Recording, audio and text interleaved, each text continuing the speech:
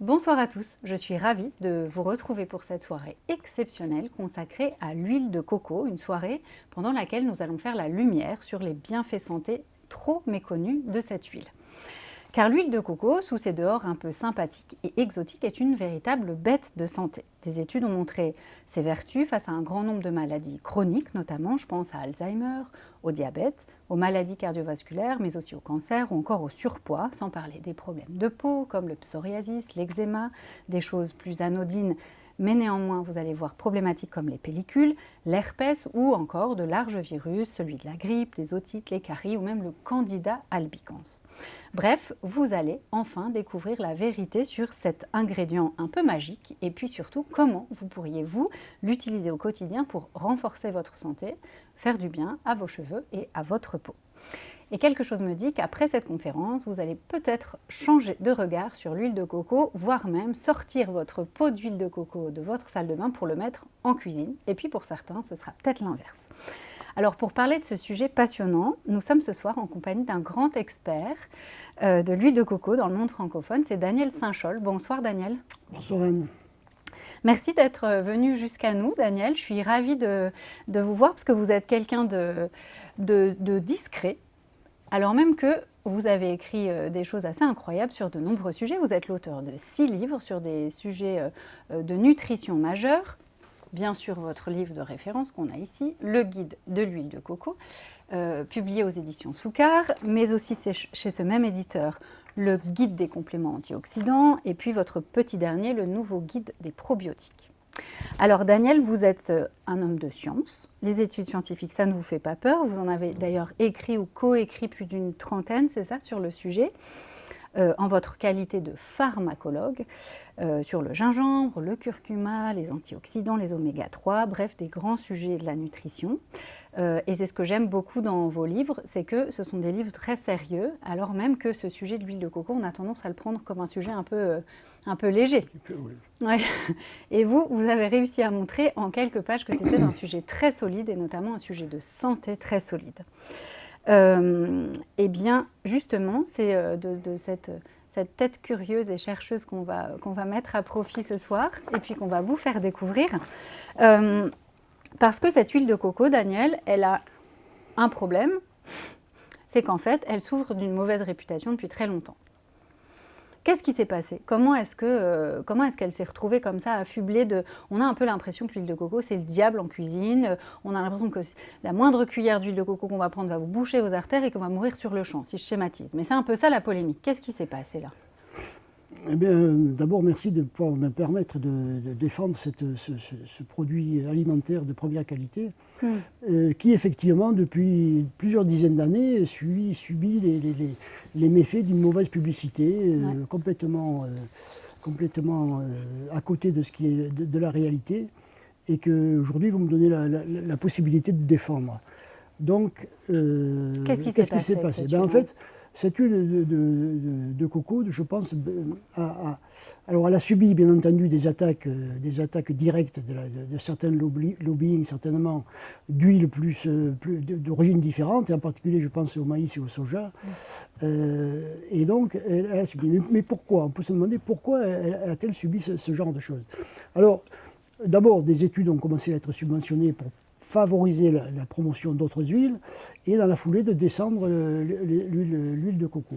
Cette huile de coco, en fait, elle a une particularité, c'est bien là sa personnalité, elle a une particularité d'être riche en acides gras saturés. Alors on verra tout à l'heure, j'espère, de quoi il s'agit, mais le fait qu'elle soit riche en acides gras saturés fait que concrètement, on l'aperçoit, on la voit, on la touche comme une huile qui est à température ambiante, c'est-à-dire dans des conditions de vie occidentales, et souvent ferme. Oui, c'est le cas ferme là. Et voilà, pour ne pas dire dure à température ambiante. Elle commence à fondre vers 23 degrés. Ouais. Donc cette idée, je pense, de graisse qui est devenue massive, qui est devenue ferme, je pense que le public, ou du moins les détracteurs, ont profité de cet état pour imaginer que l'huile de coco passait directement dans la circulation sanguine et allait coller, allait se coller sur la paroi interne des artères, provoquant ainsi des problèmes de type cardiovasculaire. Comme un bouchon qui se mettrait dans la tuyauterie, quoi. Comme un bouchon, voilà, qui serait comme si les acides gras de l'alimentation passaient directement dans le sang et allaient se coller sur les vaisseaux sanguins. Sans bouger. Sans bouger, sans quoi que ce soit, sans être utilisé, même on ne sait pas. Donc, non, quand on réfléchit sur le plan scientifique, c'est une aberration. Ouais. Quoi. C'est vrai. Ouais, mais c'est vrai que le mal a été fait, en tout le cas. mal a ça, été fait, certain. et c'est très difficile depuis une cinquantaine d'années de lutter contre cette affaire-là. Donc effectivement, vous mentionniez tout à l'heure ce grand terme des acides gras saturés. Qu'est-ce que c'est que les acides gras saturés? C'est une question assez complexe, hein, mais est-ce que vous arriveriez à nous expliquer ça en des termes simples? Et pourquoi est-ce que ce qu'on pense être un problème dans l'huile de coco n'est en réalité pas un problème? Les graisses que nous voyons sont composées d'acides gras, qui est l'unité de base des lipides. Ouais.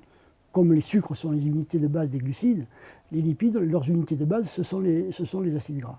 Ces acides gras, ils sont en fonction de la provenance, en fonction de l'évolution aussi certainement, ils sont de nature composite et assez diversifiés. Et c'est justement l'intérêt de la science moderne, c'est d'avoir essayé de corréler la longueur de ces acides, la fonction et l'état chimique de ces acides gras à un état de santé bon ou mauvais. Donc c'est ce que nous essayons de faire. Alors tout ça pour vous dire que dans les acides gras donc, qui constituent l'unité de base des lipides, on va y trouver des acides gras qu'on a classifiés grosso modo en 3 grandes catégories. Les acides gras saturés, les monoinsaturés, autrement dit dans les insaturés, il y a les monoinsaturés et les polyinsaturés. Et chaque huile que nous consommons aujourd'hui sont plus ou moins riches de l'une ou l'autre de ces catégories. De l'une ou l'autre des catégories. Et on s'aperçoit que ces acides gras n'ont pas le même effet sur le métabolisme et sur le fonctionnement de l'organisme et des cellules en fonction justement de leur état, de leur état chimique. Et les acides gras saturés, il faut peut-être dire un petit peu ce que ça veut dire, mais en fait déjà le nom évoque de quoi il s'agit. Ce sont ce sont des molécules chimiques qui ne peuvent plus se lier à quoi que ce soit parce qu'ils sont saturés. Voilà, on retrouve le mot saturé parce que leur capacité de liaison est terminée. Ils n'ont plus de place pour autre chose. Donc, alors ça, c'est un gros avantage quand même, parce que ne pouvant plus se lier à quoi que ce soit, ils ne sont pas oxydés. Ils ne sont pas oxydés, donc ils vont parfaitement se conserver, notamment sur l'étagère. Donc ils ne vont pas rancir ou tourner comme certaines huiles très fragiles. Voilà. Ensuite, on a quoi dans l'histoire un peu de l'alimentation et des graisses? On a cette fameuse huile d'olive qui est essentiellement composée d'un monoinsaturé. Et comme cette huile était utilisée dans le régime crétois que tout le monde connaît, et que ce régime crétois permettait finalement de prolonger la vie, d'avoir une longévité plus importante que la plupart des autres régimes, évidemment cette huile d'olive elle est devenue un peu une espèce de dieu qu'il fallait vénérer. Bon, mais moi j'ai une question toute simple à poser. Si on combinait l'huile d'olive par exemple et l'huile de coco, ça serait peut-être mieux, personne ne le sait. Donc aujourd'hui, on a des espèces de photographies qui ont été prises et qui sont figées et sur des données qu'il faudrait essayer de modifier. C'est ce que nous essayons de faire avec vous, là, modestement, pour essayer de changer les choses. Et on s'est aperçu, pourquoi on s'est aperçu, on fait ça? C'est parce que l'huile de coco qui est riche, elle donc, alors maintenant je reviens à l'huile de coco, en quoi est-elle riche? L'huile d'olive est monoinsaturée, l'huile de coco elle fait quoi? L'huile de coco elle est riche en produits saturés, et notamment dans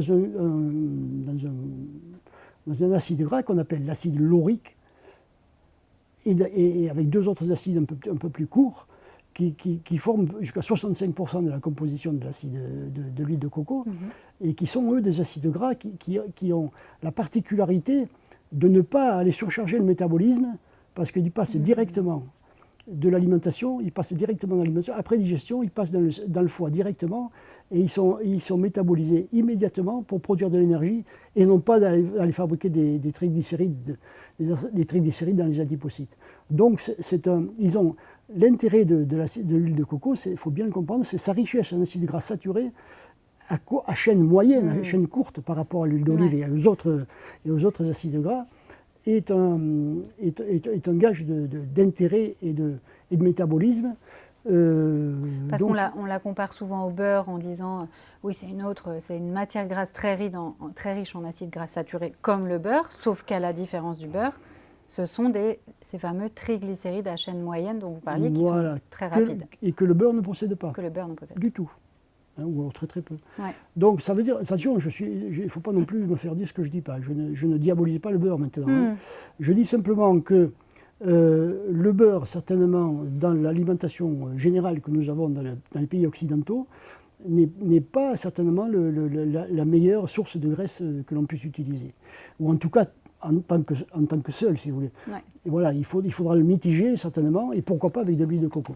D'ailleurs, c'est vrai que quand on a parlé de cette polémique, j'ai l'impression, enfin, ce qui me fait rire et ce qui ressort aussi de vos écrits, c'est que c'est comme si avec cette polémique sur l'huile de coco, on oubliait que depuis des millénaires, il y avait des populations dans le monde qui n'utilisent que de l'huile coco, graisse de coco, lait de coco, etc. dans leur alimentation. Est-ce qu'ils vont plus mal que les autres ceux-là? Au contraire, parce que je crois qu'il a été montré, alors je ne me rappelle pas si c'était significatif, mais il a été montré que ces populations courent un risque cardiovasculaire moins important que les occidentaux.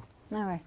Donc c'est très étonnant qu'on ait oublié ça au moment où et je vous dis, cette polémique... on reste sur l'idée que cette graisse qui est blanche, qui est blanchâtre, qui est ferme, surtout à température ambiante, hop, elle passe directement dans les vaisseaux, elle les bouche. Quoi. Ouais. Et effectivement, donc là, on ne le voit pas puisque l'huile est un petit peu figée, mais dès qu'elle fond, elle redevient complètement transparente. Ah, c'est une huile transparente et liquide, complètement liquide. Et là, du coup, on se dit, bah, tiens, c'est une huile, c'est...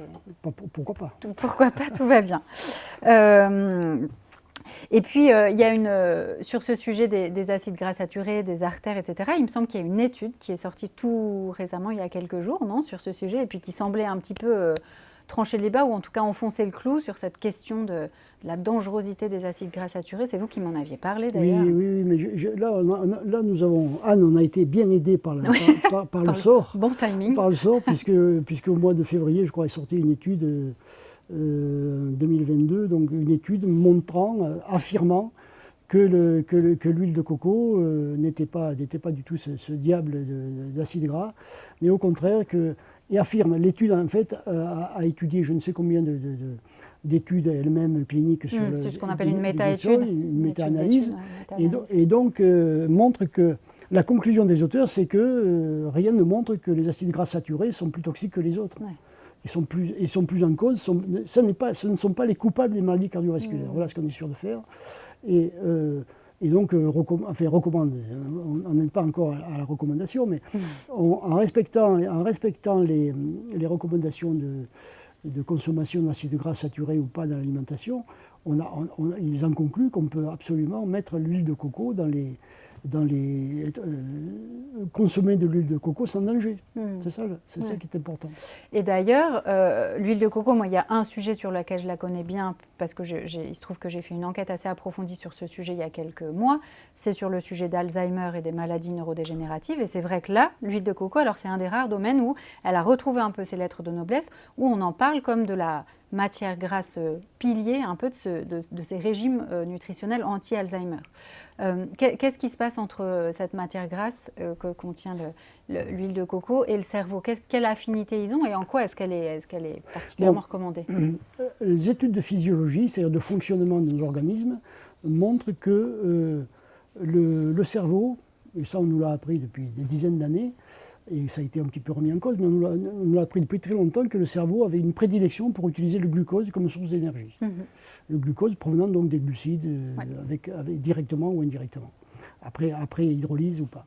Donc là, qu'est-ce qui se passe? On a des travaux qui ont eu lieu surtout au cours des 10 dernières années montrent que le cerveau déficient en utilisation de glucose, comme c'est le cas dans l'Alzheimer, dans les maladies neurodégénératives en général, les neurones utilisent moins bien le glucose en fonction de l'âge. Donc entre les protéines qui sont mal repliées, les protéines tau, les protéines, etc., nos neurones ne fonctionnent pas correctement avec le glucose. Donc en gros, ce qui est censé leur apporter de l'énergie et les aider à fonctionner ne marche plus? La source se tarit. Petit à petit, le métabolisme se fait moins bien. Et n'ayant pas d'énergie, ils n'assurent pas leur fonction. N'assurant pas leur fonction, il nous désoriente complètement. Nous sommes complètement, on imagine, vous imaginez l'importance du cerveau. Si cet organe se met à mal fonctionner, ça ne peut pas aller. Ouais. Donc notre cerveau déficient en utilisation de glucose va se mettre à rechercher autre chose. Et là, la recherche et la science nous a montré que les neurones déficients de ces cerveaux-là sont capables d'utiliser les acides gras saturés comme source d'énergie en fabriquant des corps cétoniques. Et ces corps cétoniques remplacent carrément le glucose dans le fonctionnement énergétique du cerveau. C'est d'où l'intérêt d'apporter des acides gras saturés, puis la fabrication, qui vont participer à la fabrication de corps cétoniques. Et ces corps cétoniques vont être directement utilisés par les neurones. C'est ce qu'on voit là dans le fond de la pièce, ce livre sur le pouvoir thérapeutique du régime cétogène de Marie Newport. C'est ce qu'elle a pu expérimenter, c'est ça, avec son mari, il me semble. Et c'est cette dame, donc Marie Newport, qui, il y a une dizaine d'années, je pense, à peu près, je ne me rappelle plus très bien des ans, mais dont le mari a été subitement touché par une maladie d'Alzheimer.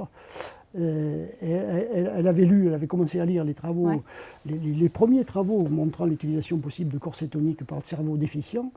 Et elle a donc appliqué chez son mari, évidemment, chez qui ça a provoqué un rebond formidable d'activité cérébrale. Bon, je pense qu'il est quand même décédé, mais je veux dire, dans les mois qui ont suivi l'application et le fait qu'elle a donné à son mari 2 ou 3 cuillères à soupe par jour d'huile de coco, ça a permis une renaissance phénoménale. Donc en fait, le cerveau est allé prendre cette huile de coco comme nourriture pour le cerveau fournir de l'énergie. Le résultat de l'huile de coco. C'est-à-dire 2 ou 3 étapes, si vous voulez, c'est toujours pareil. On va pas, l'huile de coco, elle ne passe pas directement dans le cerveau. Elle est métabolisée, elle fabrique des corps cétoniques. Ces corps cétoniques passent la barrière hémato-encéphalique, ils sont récupérés par les neurones, ils rentrent dans leur métabolisme, et tout à coup, on se retrouve avec de l'oxygène qui peut carburer. Quoi, voilà. Ouais. Alors, vous mentionniez 2-3 cuillères à soupe d'huile de coco. Ça, c'est quelque chose qui est, dans les cas d'Alzheimer et des maladies neurodégénératives, pardon, c'est ce qui est à peu près... Ce sont les chiffres sur lesquels la communauté scientifique s'est mise d'accord. On aura un effet, vraisemblablement, si on apporte 40 à 50 grammes par jour d'huile de coco. Et c'est là que ça va être intéressant, on va en reparler un peu plus en détail, de l'intégrer à son alimentation petit à petit. Et là, vous avez un carnet de recettes bien fourni en tant que fin gourmet que vous êtes. Il y a un lien justement entre Alzheimer et une autre maladie qui est le diabète, pour laquelle il y a aussi des vertus qui ont été reconnues et observées de l'huile de coco. C'est à peu près le même mécanisme qui se passe là? C'est un peu le même mécanisme et c'est parce que le diabète est certainement une maladie assez complexe, contrairement à ce qu'on pourrait croire quelquefois, faisant intervenir à la fois le cerveau, le foie, le pancréas. Et donc, par conséquent, si on arrive à modifier les rapports de force entre ces 3 organes, on va pouvoir, si vous voulez, fabriquer, permettant au cerveau de fonctionner correctement, l'ensemble, si vous voulez, de l'organisme va fonctionner correctement. Il y a aussi un axe intestin-cerveau, cerveau-pancréas, cerveau-foie, etc. Donc l'apport d'énergie nouvelle par le biais des corps cétoniques fabriqués à partir de l'huile de coco va aussi intéresser les gens du diabète. Voilà.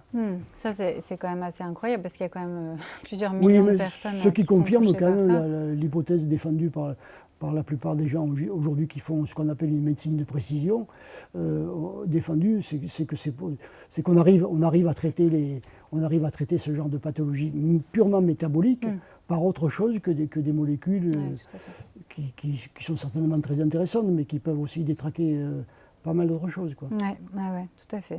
Alors, il y a un autre domaine médical très surprenant dans lequel l'huile de coco a montré ses effets, c'est face au cancer. Alors, quand je dis surprenant, c'est parce que quand j'ai lu ça, je me suis dit que j'avais dû me tromper.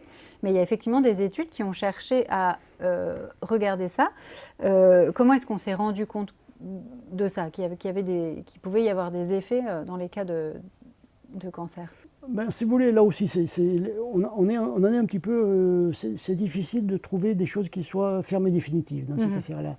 Mais ce qu'on sait, c'est relativement facile à comprendre. Ce qui s'est passé, c'est qu'on est revenu sur des fondamentaux, comme on dit. Qu'est-ce qui se passe dans les cas de cancer? Alors évidemment, la difficulté de traiter ou de travailler dans le domaine du cancer, c'est qu'il n'y en a pas un qui ressemble à l'autre. Ouais, Il y en a toute une multitude, compliquée par le nombre d'organes qui sont touchés, compliquée par la façon de fabriquer ces cancers, compliquée par la façon de les traiter, compliquée par la façon d'y accéder. L'importance de la néovascularisation dans les cancers est fondamentale, donc là aussi on peut y toucher. Donc en bref, qu'est-ce qui se passe aujourd'hui? On s'est aperçu que dans certains cancers, notamment le cancer du sein par exemple, on s'est aperçu que de prendre simultanément de l'huile de coco permettait dans certains cas à la fois de calmer les effets désagréables de la chimio et de faire quelquefois régresser des tumeurs.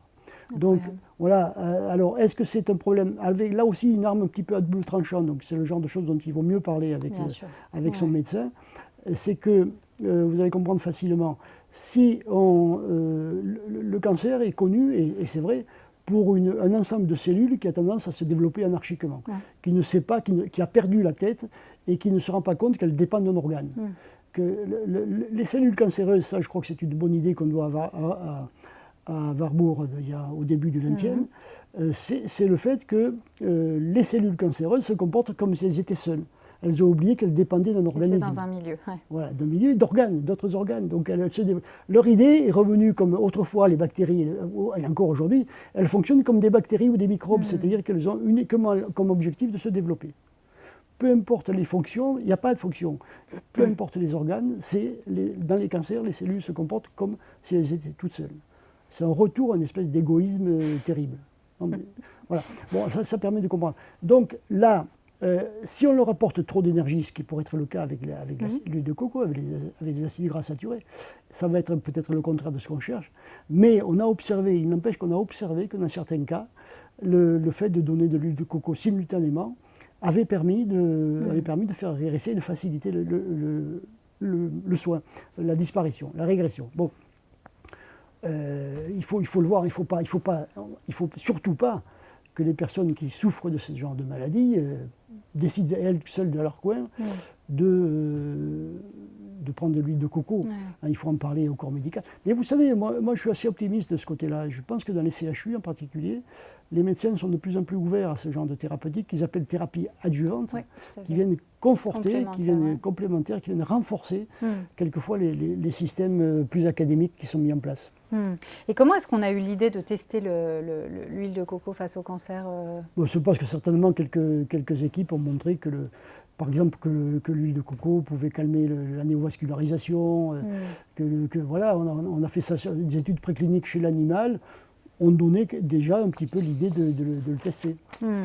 Et est-ce qu'il y a un lien avec l'immunité? Vous me disiez que l'huile de coco avait aussi un effet protecteur de l'immunité. Oui, bien sûr. Est-ce que ça pourrait jouer là dans le rôle du cancer? Si vous voulez, deuxième idée qu'il faut aussi garder à l'esprit en ce qui concerne les cancers, c'est que les cancers se développent si l'immunité est faiblarde.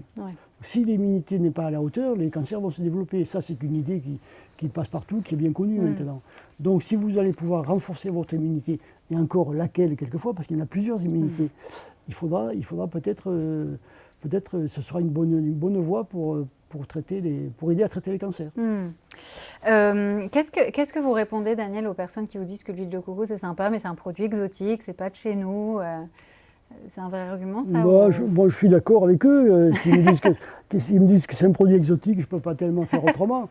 Mais ce n'est pas une raison pour ne pas l'intégrer à notre et d'autant plus que, on en parlait tout à l'heure, c'est par exemple quand on regarde l'évolution d'un individu, par exemple, par définition, il évolue de la naissance à la fin.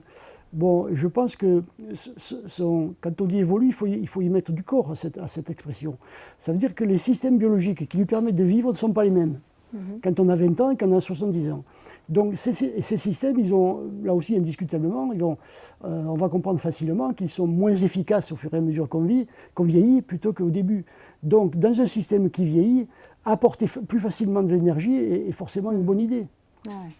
Tout à fait. Donc ça serait une huile anti-âge Ça serait, un peu intéressante. ça peut, de ce côté-là, ça peut Ouais. aider à lutter contre les maladies de civilisation ou ce qu'on appelle les maladies liées à l'âge. Oui, tout à fait. Et d'ailleurs, ça me fait penser qu'elle a des vraies vertus aussi qui sont reconnues sur le plan de la minceur, l'huile de coco, j'imagine un peu pour les raisons que vous venez d'évoquer. Exactement. Alors là aussi, on caricature un peu, c'est pas 100%, mais une bonne proportion de cette huile de coco va être utilisée immédiatement pour produire de l'énergie et non pas pour aller fabriquer des triglycérides qui seront stockés dans les adipocytes et dans le tissu graisseux.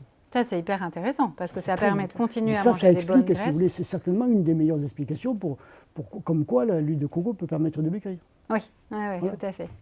Vous, Daniel, l'huile de coco, c'est quelque chose que je sais que vous consommez au quotidien. C'est quoi les principales manières que vous avez de l'utiliser?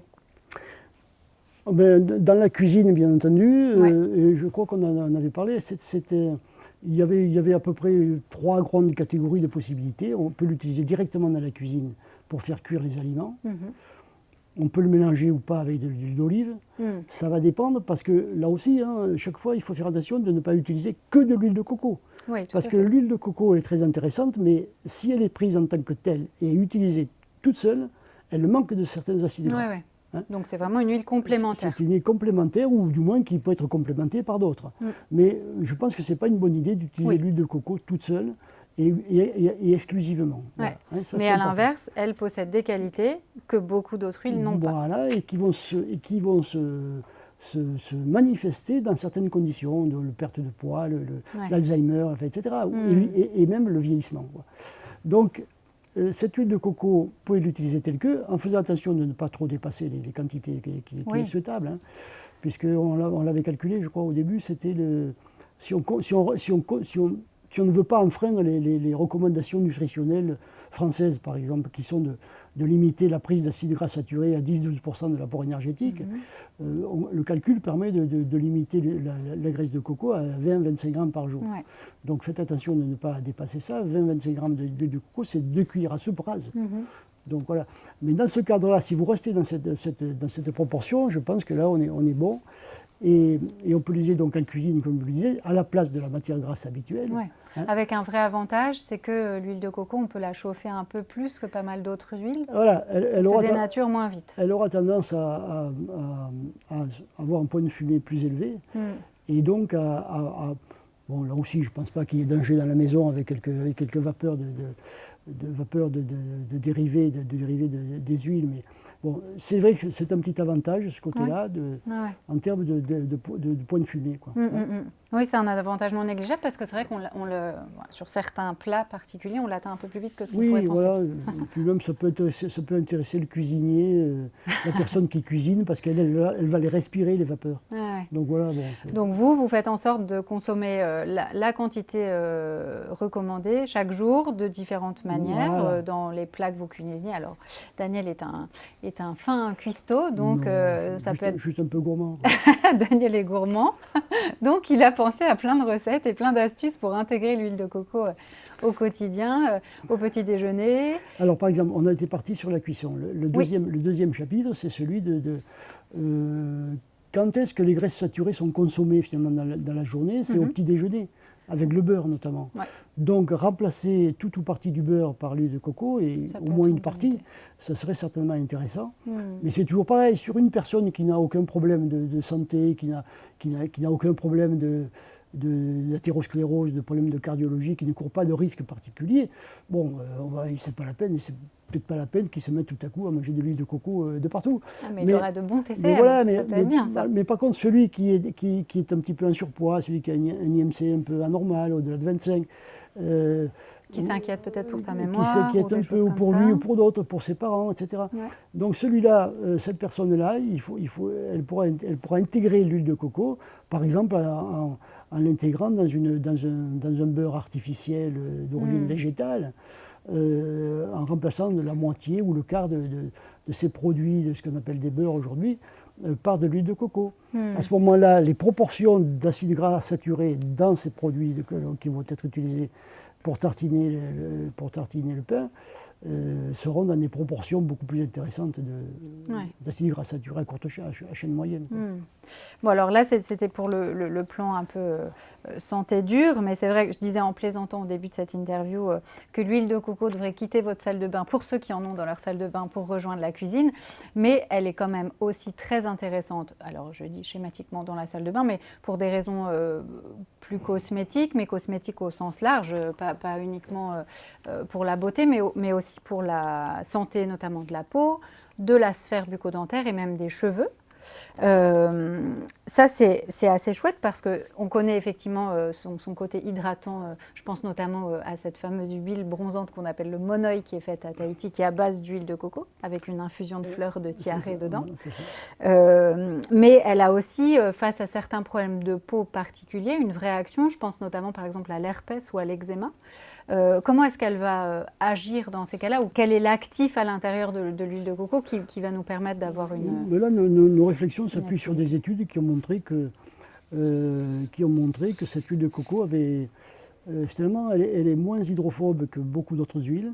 Donc elle va pouvoir jouer un rôle hydratant parce qu'elle va aider à incorporer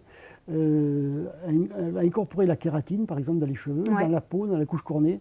Et elle va jouer un rôle, comme elle n'est pas complètement hydrophobe, elle va pouvoir faire pénétrer et conserver un petit peu d'hydratation dans la peau, donc faciliter grandement l'hydratation et de la peau et des cheveux. Et est-ce qu'il y a un des composés de l'huile de coco qui est particulièrement indiqué contre certains types de microbes ou de virus, là, dont on parlait par exemple? Les acides, alors là, ça sera plutôt les... Je pense que les produits antimicrobiens les plus efficaces de l'huile de coco sont les composés en C8 et C10, sachant que le principal composé est en C10. Donc, juste un petit peu en dessous, ce sont toujours des acides gras à chaîne moyenne, mais un peu plus courts, et qui sont, eux, par contre, connus pour être des antiseptiques, des antimicrobiens. On parle de l'acide laurique, par exemple? L'acide laurique, c'est le C10, l'acide caprique et l'acide caprylique. Donc ça, ce sont les trois acides majoritaires qui composent... Ce sont les trois acides majoritaires qui sont à chaîne moyenne. Et qui composent l'huile de coco. Et qui font 65% de l'huile de coco. Et on attribue pas mal à cet acide laurique les vertus antimicrobiennes? Voilà. Beaucoup. Et l'acide laurique, bien sûr, est présent à environ 50% dans l'huile de coco. Donc c'est elle qui en contient le plus. C'est énorme, c'est un des plus beaux... des plus hauts taux. Ah oui, des plus beaux. C'est vrai qu'on en trouve dans le lait maternel de l'acide laurique? Et cet acide laurique est retrouvé facilement dans le lait maternel. Incroyable. Donc ce qui prouve que l'espèce humaine est un peu amie avec cette huile. Oui, voilà. Donc c'est plutôt une huile avec laquelle on a une affinité. Exactement. Ouais. Et j'entendais dire que certains hôpitaux se servaient justement Alors effectivement, il y a là aussi... Des cas précis. Alors là, disons, ce sont des études extrêmement dramatiques, si vous voulez. Ça s'adresse à des patients qui sont vraiment très très touchés, qui ont des problèmes de malabsorption. Ouais. C'est pour ça que c'est intéressant, parce que ça prouve bien que les triglycérides de l'huile de coco sont plus facilement absorbés, puisqu'ils sont utilisés dans ces services hospitaliers pour nourrir des personnes, des grands brûlés par exemple, ou d'autres personnes qui ont des problèmes de malabsorption. Ils sont utilisés pour les nourrir, un peu comme des poches nutritionnelles qui sont, mais avec un état finalement beaucoup plus simple. Ouais. Et pour les petits bébés prématurés, moi j'avais lu ça. Pour les prématurés également, oui. Et je pense même que chez les bébés prématurés, je crois qu'il y a une petite image sympathique, c'est que ces bébés prématurés reçoivent l'huile de coco par massage cutané, en application sur la peau. C'est vrai. Oui, c'est incroyable. Ça, c'est très mignon quand même. Bon, c'est mignon qu'on mentionne la peau parce que justement, on retrouve aussi beaucoup de vertus de l'huile de coco pour pas mal de problèmes de peau. Je pense, on mentionnait l'eczéma. Vous me parliez aussi de l'herpès. Il y a eu pas mal d'études qui ont montré les bienfaits sur l'eczéma notamment. Oui, mais vous savez, la dermatologie est une spécialité qui doit lutter, comme d'autres d'ailleurs, mais qui doit lutter contre l'inflammation en termes généraux avec un grand I. Donc toute solution d'application qui vont permettre de diminuer un petit peu l'inflammation locale va faciliter la vie du dermatologue et du patient. Donc ici, on va se retrouver effectivement avec un effet anti-inflammatoire de l'huile de coco, anti-inflammatoire, antimicrobien. Donc finalement, même si ce n'est pas si ça laisse encore de la place à la recherche et à l'innovation, c'est quand même pas si mal, quoi. Voilà. Donc là, on parle bien d'application locale, hein. Là, on va pouvoir la mettre sur la peau, comme on parlait des petits bébés juste avant. Il y a aussi une application. Alors, l'huile de coco, il y a une grande médecine dans laquelle on l'utilise depuis très longtemps, c'est la médecine indienne, la médecine ayurvédique, qui l'aime bien pour la sphère bucco-dentaire et pour avoir pas mal séjourné en Inde. Je sais que les gens l'utilisent beaucoup en bain de bouche. Le matin, c'est assez étonnant. Oui, c'est le fameux pulling. Hein, le fameux oil pulling qui s'appelle gant-douche en sanskrit ou en hindi. On va retrouver quel bienfait dans cette... Vous allez retrouver, je crois, je ne sais pas si la liste est exhaustive, mais on va retrouver les deux principales propriétés de cette huile, de ce produit, c'est l'hydratation, l'effet antimicrobien. Voilà, donc il va y avoir un mix des deux. Hein, l'huile de coco va jouer dans la cavité buccale un rôle d'interface, si vous voulez, entre les muqueuses et le contenu. Donc voilà, il va y avoir un effet anti-inflammatoire, encore une fois, antimicrobien forcément, et Dieu sait si la cavité buccale en contient. Ouais. Donc je pense que là c'est une bonne idée qui est confirmée par la tradition. Bon voilà, après il y a le petit inconvénient peut-être de la durée du contact, mais bon ça c'est... Chacun voit comment il peut le faire. Oui, parce que là, on parle d'en prendre dans la bouche, effectivement. Voilà, pendant quelques minutes. Oui, tout à fait. Pour les gens qui nous regarderaient puis qui sont un peu réfractaires peut-être à l'odeur ou au goût de l'huile de coco, qu'est-ce qu'on peut leur dire? Oui, on est un peu dans le domaine du goût et des couleurs. Voilà, bon. Mais on s'y habitue. Moi, personnellement, c'est une huile que j'aime bien cette odeur, je trouve qu'elle nous emmène en vacances. Vous voyez, voilà. Ouais. Il faut faire en sorte que les gens deviennent comme vous, quoi. Donc moi aussi c'est pareil, je trouve ça plutôt agréable, mais bon, la question se pose peut-être quand vous avez des invités à la maison. Bon, est-ce qu'ils vont aimer? Est-ce qu'ils vont aimer? Est-ce que ça va pas les choquer? Est-ce que la solution là, des huiles, on trouve beaucoup ça maintenant, des huiles désodorisées? Est-ce que c'est une... Alors voilà, oui, seulement désodorisées, elles ont forcément subi un traitement pour les désodoriser. Ouais. Donc j'ai peur que ce traitement, surtout s'il est fait à chaud, finisse par détruire quelques nutriments intéressants de l'huile, quoi. Bon, c'est quand même assez incroyable parce qu'en fait, on se rend compte là, en parlant avec vous, Daniel, que cette huile, elle peut avoir des bienfaits, en fait, elle a une palette de bienfaits incroyables. On a mentionné Alzheimer, on a mentionné le cancer, le diabète, les maladies, ou en tout cas les microbes et bactéries de la bouche, on a parlé de l'herpès, de l'eczéma. En fait, je trouve ça assez incroyable. Il y a peu d'huiles avec lesquelles on peut dire qu'on a observé autant d'affinités avec notre santé. Ah oui, vous avez parfaitement raison. Il n'y a pas beaucoup d'huiles que l'on puisse dire. La plupart des autres huiles, finalement, hormis l'huile d'olive qui a cette aura magnifique d'huile santé. On dit que c'est d'huile santé et d'huile longévité, quoi. Hein, parce que c'est ça, le régime crétois a fait une promotion colossale de l'huile d'olive. Bon, si on enlève cet aspect-là, il a fallu que ce soit la science qui se mêle de faire venir de l'huile de coco pour essayer d'en faire la promotion. Donc, vous voyez, on a tellement chargé qu'il a fallu que certaines personnes, certaines bonnes volontés, imaginent de produire des études pour réhabiliter ce produit. Bon, mais là, j'ai l'impression que ça commence à arriver, quoi. Eh bien, écoutez, merci beaucoup Daniel d'avoir partagé tous ces savoirs et puis toutes ces manières d'appréhender l'huile de coco sous un autre regard. J'espère que vous regardez l'huile de coco et votre pot d'huile de coco quand vous passerez au supermarché la prochaine fois d'une autre façon et que vous vous direz peut-être, tiens, celle-ci, je vais la prendre pour ma santé au quotidien, chez moi, dans ma cuisine et dans ma salle de bain. Bonne soirée Daniel, merci beaucoup. Merci beaucoup à vous et bonsoir à tous.